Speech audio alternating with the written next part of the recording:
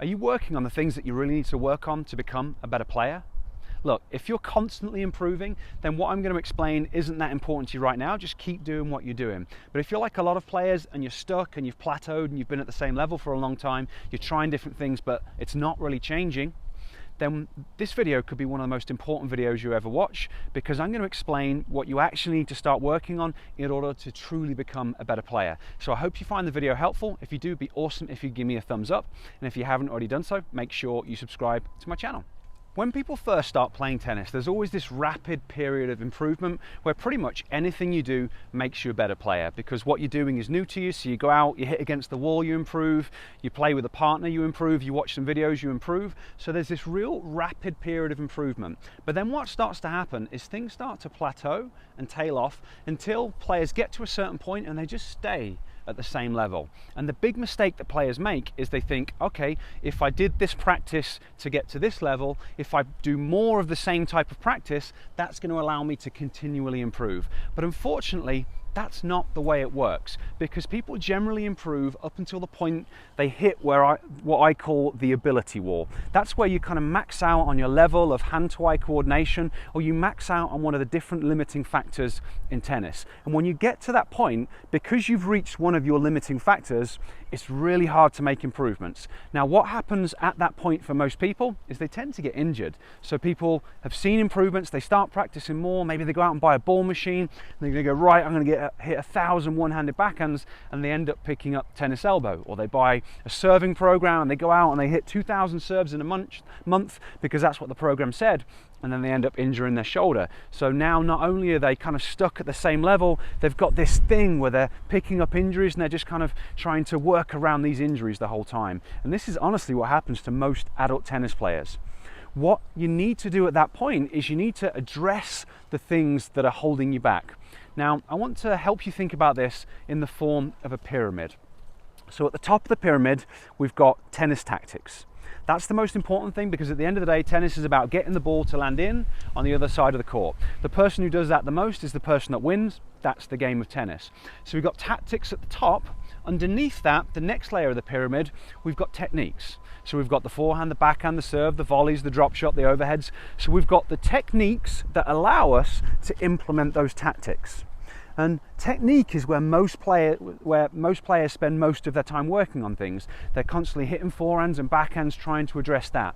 And that works up until a point until you reach those other limiting factors. Because underneath technique, we've actually got this other stuff that becomes really important. We've got how well you see, how well you balance, how well you move, how fit you are, and then kind of your focus. So we've got these other things that are kind of the base level of the pyramid, that if there is something that you can't do within it, it prevents you from using the techniques, which then prevents you from implementing the tactics. So initially, when you start to learn to play tennis, you just work on the technique and you learn the tactics and you get better.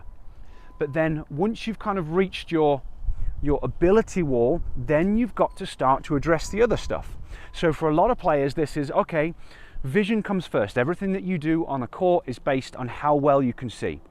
And the reality is that most players' visual system is the first thing that limits them, because if you can't process visual information quickly enough, it doesn't allow you to prepare and set up in time. If you can't judge distance well enough, it's never going to allow you to have timing that's going to allow you to develop high-level ground strokes, because those things come first.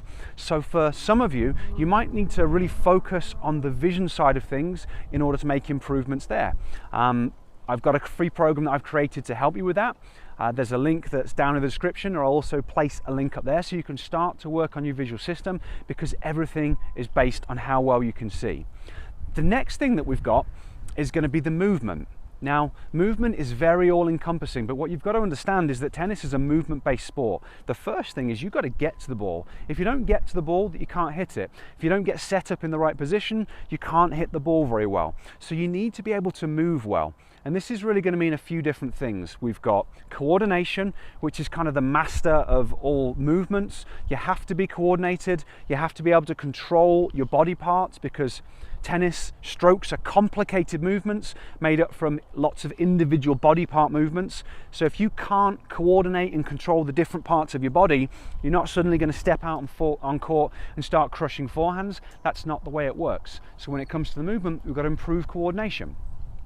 Potentially flexibility might be holding you back, and this is actually the area where I spend the vast majority of my time working. I'm quite good at some of the other stuff, but one of the big things that holds me back from playing at the level that I want to play at is I'm just not flexible enough. So although it isn't as fun as playing tennis, it's not as fun as hitting serves, it's not glamorous, the thing that I work on the most is improving my hip flexibility, and as I do that, it just naturally allows my technique to improve, because it was my flexibility that was preventing me from using those techniques in the first place. Along with flexibility, we've got strength. So I'm pretty strong, that's not my issue, but for a lot of people, strength is the thing that holds them back. So you've got to understand that there's these limitations that prevent you from using the technique, which then prevent you from using the tactics. So we've got the vision, we've got the movement, and then we've kind of got the focus and thinking like a higher level player.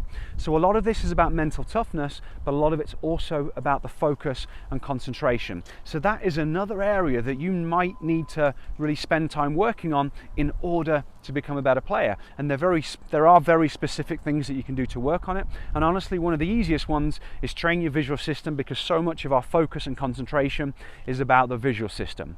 And then the final thing that we've got is the fitness piece of the puzzle. It's actually one of the easiest ways to improve. Tennis is hard work. The fitter you are relative to your skill level, the better you're going to be at tennis. So potentially you might need to work on your fitness in order to become a better player. That might be the thing that's holding you back. And that again can mean different things for different people. So maybe for you, you might need to get out there and work on running long distances to build up your kind of endurance and your tolerance. Maybe you might need to work on doing shuttles and kind of interval work to raise your conditioning in that level. Or for you, maybe you need to work on your nutrition and lose weight. Potentially you're carrying extra weight, and that's just slowing you down on court. It's making you burn through a lot of energy, and it means that you haven't got enough energy left to hit your shots. But when you're trying to improve your tennis, you've got to understand that all these things are really important. And if you're stuck at a certain point, you've got to start to take a look at those things and go, okay, what is it that's holding me back? And then you've got to address that. You know, if you're okay where you are, or you just enjoy playing tennis and you love it, that's awesome. Everyone's allowed to enjoy tennis in the way that they want.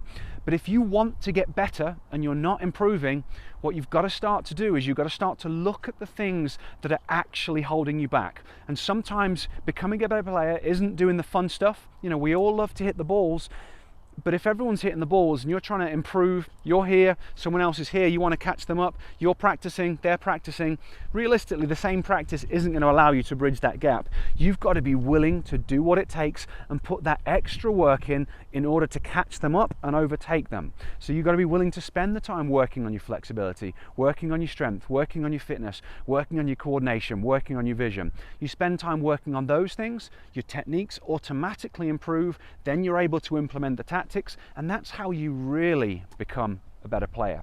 So hopefully that all makes sense to you. Like I've mentioned a couple of times, I've got that free Tennis Vision Starter program. You definitely want to check that out. But I've also got another masterclass that there's a link to down in the description that's going to break this down in a little bit more depth. If you really want to improve your game, I highly advise you check that out as well. Okay? I hope you have found this video to be useful. Hopefully you take it in the way that it's intended. I don't want it to be a criticism like you're doing something wrong. It's intended to help you understand that tennis is really hard. In order to play tennis at a high level, there's a lot of stuff that goes into it. We see the best players in the world crushing shots on the court and doing all those amazing things, but there is a backbone of hard work off the court addressing the weaknesses that allow them to get into that position. So if you really want to improve your game, that's the mindset that you have to approach with as well. Okay? Any questions or comments, leave them down below, and of course if you enjoyed this video, give me that thumbs up.